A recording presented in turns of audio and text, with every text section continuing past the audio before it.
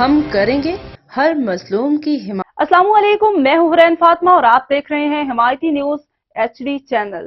نظر ڈالتے ہیں آج کی اہم خبروں پر۔ پنجاب اسمبلی میں سنی اتحاد کونسل کے ارکان نے علامتی احتجاجی اجلاس منعقد کرنے کے لیے ایوان کے گیٹ پر ہی اپنی اسمبلی لگا لی۔ پنجاب اسمبلی ایوان کی سیڑھیوں پر علامتی احتجاجی اجلاس کے دوران شرکاء نے اسپیکر کی طرف سے معطل کیے گئے اپوزیشن ارکان کی بحالی کا مطالبہ کیا۔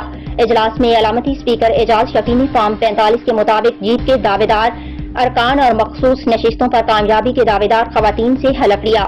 پنجاب اسمبلی میں اپوزیشن کے علامتی احتجاجی اجلاس میں بانی PTI کی رہائی کی قرارداد بھی منظور کی۔ Opposition leader Punjab assembly Malik Ahmad Khan گجر نے کہا کہ جعلی وزیر اعلیٰ اور جعلی حکومت فارم 47 کے ذریعے آئی ہے۔